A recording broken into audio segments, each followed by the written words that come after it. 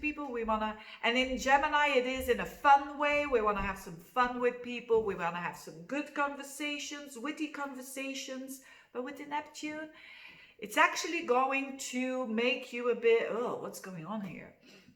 You know, for instance, if you're dating or if you're single, you could be saying one week, yeah, this guy is interested in me, or this girl, she's interested in me, and then the other week she's not. She's not. What am I thinking? She's not. So you're going to have a bit that Neptunian, one side, one week I think this, and the other week I think this. It's very normal. It's very common. Again, I know that people or astrologers say don't get to know someone in a Mercury retrograde in your 7th house. I see it so many times happening because it's normal, isn't it? When you meet someone new, that you're gonna have those thoughts of yeah, no. It's normal. It's normal. It's insecurities that comes up, and it's getting to know someone, right? You can't just do that in a 1, 2, 3. That's not how it works. So be open when information comes to you. Don't panic too fast. Don't judge too fast. You in particular, you Sagittarians, you know, very righteous people. Normally Sagittarians and Virgos, and guess what, I have both energy now, but if you know it of yourself, it's already something, right? You can change it. But what I'm trying to say is don't be too righteous. Listen to other people, listen to what they say, and if you think they're saying rubbish, can be, just don't judge it, and you will see if it's rubbish or not after the 7th of July. So don't do the talking too much. That's basically a good tip for Sagittarians. Make sure that other people do the talking. Let them talk. Let them reveal who they are, especially in relationships. If you want to know better, if you want to know someone better, what their plans are, what they think about you, give them the space. Don't give too much in. You could say, I mean, don't play, you know, the mystique and not telling what you're all about. That's not what I mean. But what I mean is give them the space. How they're gonna present themselves to you. It's probably gonna be very foggy there, but anyways, they're doing their best, hopefully, as well. So you cannot change that, you cannot control that, but see what happens. It's not gonna be dull for you. It could mean very romantic period as well for the Sagittarians with this Mercury Neptune thing going on. Could be some deep connections, soulmate connections that you're having. But again, you're a bit more prone to see what you want to see, right? So make sure that if you have a certain judgment there, keep it parked, right? After the 7th of July, and you will see if you were right or not. Anyways, Capricorns, this is happening in your 6th house. So this is the work house, the routine house. There's some new beginnings there. And that's nice, you know, for Capricorns to have some new routines so that they can be more efficient, more flexible, and you know, growing in that field. It's not only work, it's also your health. So there could be some new beginnings, some new insights that has to do with your health. But Neptune is in your 3rd house. So other people can tell rubbish to you, or you could tell yourself rubbish to yourself. So it's specifically for those of you who are dealing with some sort of an illness, or some sort of, you know, things are not going very healthy at the moment. Be very careful with your judgment as well. It's better to investigate and to see different views. You know, that's Neptune showing you parallel universes. And then after the 7th, if you have time, of course, the 7th of, you can't postpone important decisions, of course, that's not what I'm saying. But if it's a small thing, you can wait after the 7th of July to make your conclusions there. The same with work. There could be some communications there that go a bit off. Be very aware of how you communicate, and that you don't give off a strange, mysterious vibe there. Don't do it. Be as honest as you can be with the Neptune in your 3rd house, because people are very prone to misunderstand you.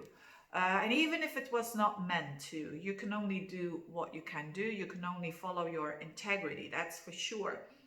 So some weird communications can go on at the workplace, but you can only control your communication. That's the only thing. And if you do that, you will be fine. you will be fine because things are gonna come out. If you feel that certain things at the workplace, they're a bit strange, they probably are, but they're probably, you know, because you just didn't see things.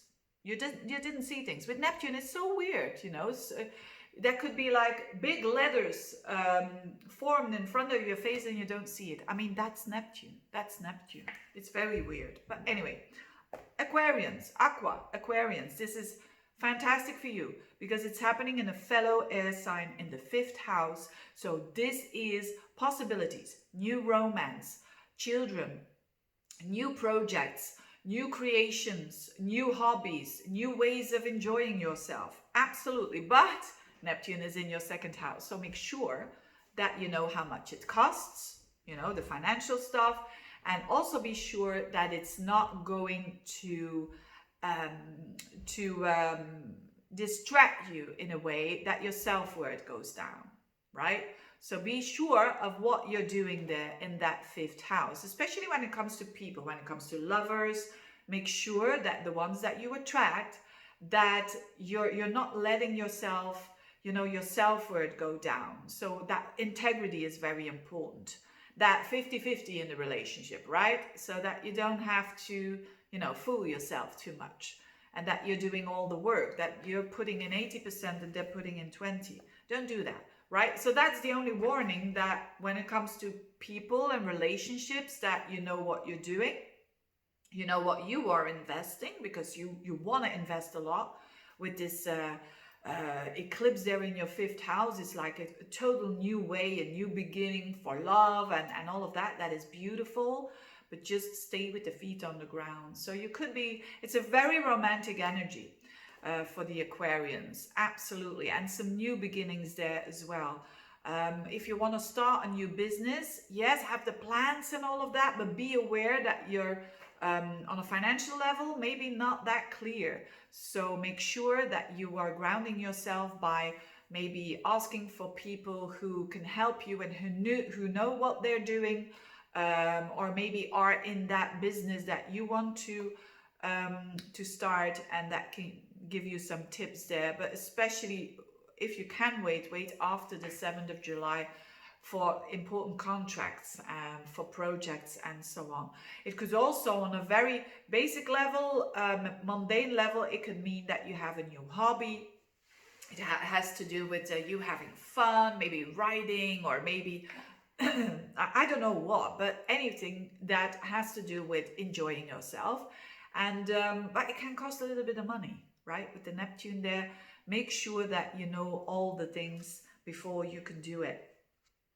Pisceans, another fellow mutable sign, this is again a very important eclipse for you, especially the Pisceans that will have planets around 19 degrees of Pisces, and that will be the Pisceans that are born between like the 9th, 10th, 11th, 12th, 13th, 14th of March. They will feel it the most. Of course, every Piscean will feel it, but this is happening in the core of their horoscope, you could say, the root of it, which is your emotional well-being. So new ways are coming in for having more that filling up your cup yourself, so to speak. Now, the one that can be a bit like, I don't know what's going on, is you, basically, because you've got Neptune in your sign. So the one that could be fooling you is you.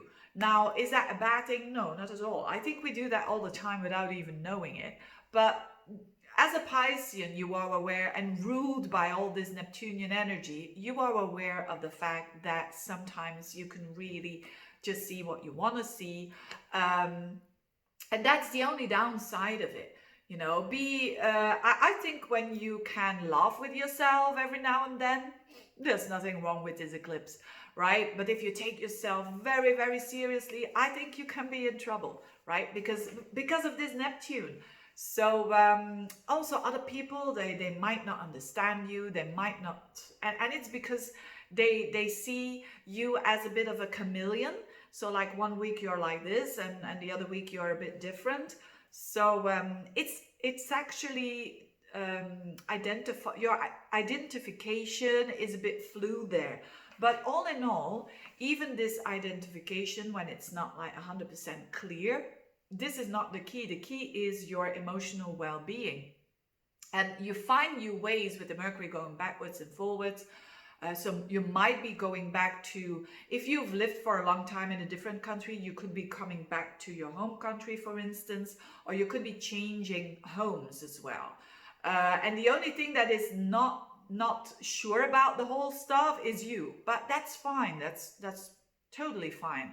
And I mean, Neptune is gonna hit 3 times that spot, so it means that you're going backwards and forwards, but that's okay. It means that you're getting there, you're getting the clarity, and all Pisces know that. That's their strength. They know that when things are like falling apart and what the hell is going on, they're the ones who are saying, look, trust, it will get sorted out. Trust the process. And that's a really important thing for the Pisces. Trust the process. And things will be fine. After the 7th of July, you will have clarity that you haven't had in a long time. So anything that has to do with your home, that has to do with your family, that has to do with your parents as well, there could be new developments there, new beginnings as well. So maybe you haven't seen your parents in a while, and you're not quite sure with the Neptune there in your house if you want that. You know, you could have those reconciliations after this Mercury goes out of its shadow again. But all in all, it's for the Pisces definitely about learning how to fill up your own cup. Absolutely. And on an emotional level, that is, you know, the 4th house is where the moon is. It's the Cancerian house. It has all to do with support, with supporting yourself, being a parent for yourself. That's basically what this is all about. And if you say, what is that? Investigate what that means. Having said that, thank you so much if you made it up until the end of this reading.